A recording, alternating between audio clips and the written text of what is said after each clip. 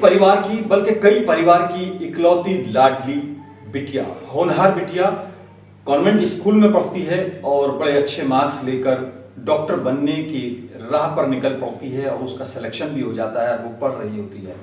लेकिन वो अचानक सुसाइड कर लेती है। हालांकि सुसाइड मेरा कभी सब्जेक्ट नहीं रहा, क्योंकि मेरा मानना है कि यही एक ऐसा वो अधिकार है जो शायद कोई आदमी अपनी जिंदगी के लिए निष्पक्ष रूप से या खुले तौर पर ले सकता है। और आईपीसी के अंदर भी काफी दिनों तक ऐसा कोई प्रोविजन नहीं था कि सुसाइड को न करने वाले या उसमें नाकाम होने वाले के खिलाफ एफआईआर दर्ज हो सके। लेकिन सुसाइड पर और खास तौर से क्राइम पर जितनी हमने स्टडी की या जितना हमने जाना, उसमें दो चीजें ऐसी हैं, मर्डर और सुसाइड, जो एक मनोस्थिति होती है। मर्डर आदमी या तो बहुत ज्यादा नफरत में करता है, इंस्टेंट प्रोवोकेशन में करता है, या फिर इस डर में करता है कि अगर मैंने इसको नहीं मारा तो ये मुझको मार देगा। आमतौर पर असुरक्षा की भावना के बाद ही मर्डर किया जाता है, ऐसा मानना है। लेकिन सुसाइड एक ऐसी चीज है जहां पर हताशा, डिप्रेशन और ये तमाम चीजों के अलावा एक बहुत बड़ा फैक्टर काम करता है। वो ये कि मेरी कोई सुन नहीं रहा, मुझे इंसाफ नहीं मिलेगा, मैं कुछ भी कर लूं मुझे कोई इंसाफ नहीं मिलेगा और मेरे साथ न्याय नहीं होगा, ऐसे जीने से क्या फायदा। अक्सर सुसाइड के अंदर ये बहुत बड़ा फैक्टर सामने आया है और क्राइम के जानकार लोगों से हमने बात की तो उनका मानना यह है कि सुसाइड एक ऐसी मनोदशा है जिसमें कोई ना कोई कैटलिस्ट, कोई ना कोई कारक पीछे होता है और उसका सामने आना कभी कभी बहुत जरूरी होता है और उसके खिलाफ कभी कभी एफआईआर भी होती है, वो सामने आ भी जाता है। हालांकि वो सीधे तौर पर मर्डर का आरोपी भले ही ना हो, लेकिन वो मर्डर करने वाले से कम नहीं समझा जाता।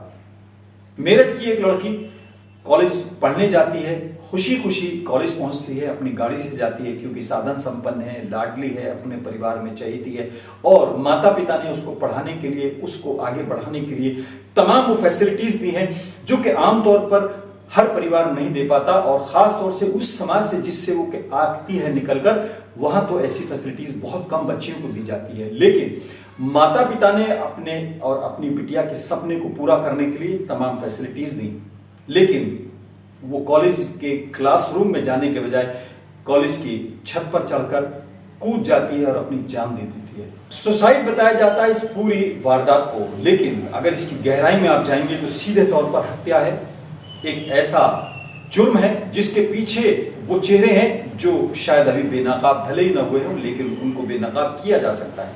एक लड़की ब्रिलियंट है, पढ़ने में होशियार है और पढ़ने के लिए, स्टडी करने के लिए, डॉक्टर बनने के लिए, अपनी राहों को, अपनी मंजिलों को पाने के लिए मेहनत कर रही है। उसको कोई शख्स, कोई लड़का, कोई ग्रुप, कोई गैंग न सिर्फ छेड़ता है बल्कि वो लड़की परेशान हो जाती है और जब उसका विरोध करती है तो सरेआम उसको कैंपस के अंदर एक नहीं कई कई थप्पड़ मारे जाते हैं और वो लड़की इतनी हर्ट होती है, इतनी आहत होती है कि वो जाकर अपनी जान दे देती है, कूद कर अपनी जिंदगी को खत्म कर लेती है। तो क्या ये सिर्फ एक हताशा थी या फिर उस पूरे सिस्टम से और पूरे एटमॉस्फेयर से नाउमीदी थी जहां पर इंसाफ न मिलना एक तरह से यकीनी हो गया था। लड़की को यकीन शायद हो गया था कि उसको इंसाफ नहीं मिलेगा, उसकी बेइज्जती होती रहेगी, उसकी असमत से खिलवाड़ करने की कोशिश होती रहेगी, वो बचने की भले कितनी कोशिश करे, कितना ही विरोध करे, लेकिन उसको ये लोग न इंसाफ देंगे और ये लोग रुकेंगे नहीं। वो लगातार उस पर छींटाकशी भी करेंगे, छेड़छाड़ भी करेंगे। आज हम उस समाज की एक बच्ची की बात कर रहे हैं जिस समाज को लेकर लोग तरह तरह के प्रोपेगेंडे करते हैं, तरह तरह के नैरेटिव बनाते हैं, तरह तरह की बातें करते हैं कि लव जिहाद करते हैं, लड़कियों के साथ खिलवाड़ करते हैं। उनको लेकर तरह तरह के रोज नए वीडियोस भी आते हैं, नए प्रोपेगेंडे आते हैं, पुलिस में भी कहीं ना कहीं तरह तरह की शिकायतें दर्ज कराई जाती हैं।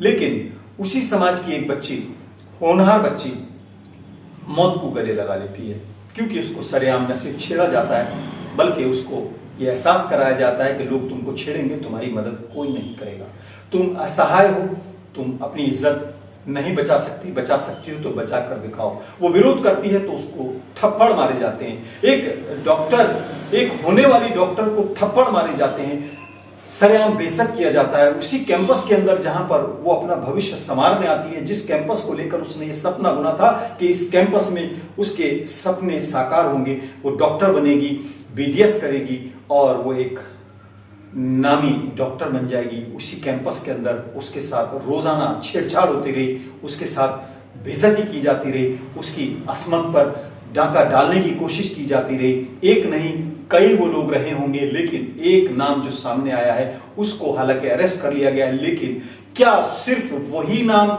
इसके लिए दोषी माना जाएगा? क्या वो लोग इसके लिए जिम्मेदार नहीं माने जाएंगे जिनकी मौन सहमति इस पूरे कृत्य के अंदर कहीं ना कहीं आग में घी का काम करती रही? वो लड़की यकीनन शिकायत भी लेकर गई होगी, उस लड़की ने विरोध भी किया होगा, उस लड़की ने यहां तक कि थप्पड़ खाए, विरोध किया, तमाम चीजें की। उसने अपने प्रिंसिपल से, अपने कॉलेज के प्रशासन से, अपने लोगों से, अपने सीनियर से शिकायत भी की होगी, लेकिन किसी ने उसकी मदद नहीं की।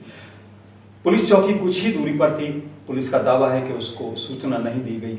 तो क्या कॉलेज प्रशासन के खिलाफ एफआईआर होनी चाहिए या नहीं, ये एक सवाल है।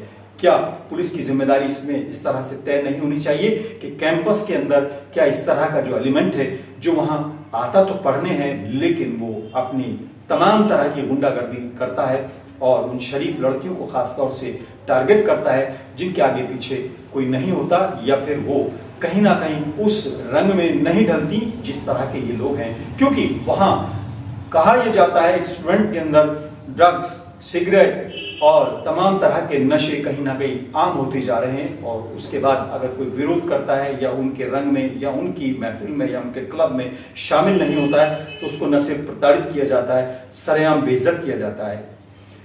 वानिया शेख को आखिरी जो हर्ट किया गया, सरेआम थप्पड़ मारे गए। उसने अपनी बेइज्जती का विरोध किया, उसने अपनी छेड़छाड़ का विरोध किया, अपने साथ होने वाली छेड़छाड़ का, सरेआम उसको जिस तरह से टारगेट किया जाता था उसका विरोध किया। क्या ये विरोध पहली बार हुआ होगा?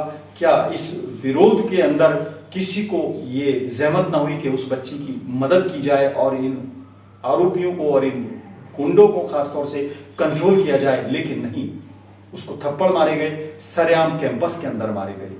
वो जाकर छत पर चढ़कर कूद कर अपनी जान दे देती है। ये जान देना सुसाइड नहीं बल्कि एक हताशा है, एक नाउम्मीदी है उस एटमॉस्फेयर से जो कि कहीं ना कहीं जिम्मेदार था इसको सुरक्षा प्रदान करने के लिए। वानिया असद शेख, तुमने यकीनन ये सुसाइड करके अपनी कमजोरी का एक तरह से सबूत तो दिया है, लेकिन ये सबूत भी दिया है कि सिर्फ आप ही कमजोर नहीं थी बल्कि वो समाज, वो सोसाइटी, वो एटमॉस्फेयर, वो कॉलेज प्रशासन, यूनिवर्सिटी का प्रशासन भी कहीं ना कहीं कमजोर था, बल्कि मौन रूप से सहमत था उन तमाम गुंडों की गुंडागर्दी में जो कि इस तरह की लड़कियों को न सिर्फ प्रताड़ित करते हैं, टारगेट करते हैं, बेइज्जत करते हैं, मारपीट करते हैं, चाहे वो वानिया शेख हो, चाहे कोई और लड़की हो, चाहे वो किसी भी धर्म की हो, किसी भी मजहब की हो, चाहे वो गुरुग्राम का मामला हो, चाहे वो मेवात का मामला हो, चाहे हरियाणा का मामला हो, चाहे यूपी का मामला हो। वानिया असद से नाम बदल बदल कर आती हैं, अपना विरोध दर्ज कराती हैं और भिड़ जाती हैं, कहीं मौत के मुंह में समा जाती हैं, कहीं मौत को गले लगा लेती हैं। लेकिन सिस्टम कब जागेगा, ये बड़ा सवाल है। आज फिलहाल इतना ही। अपने मेजबान आजाद खालिद को इजाजत दें।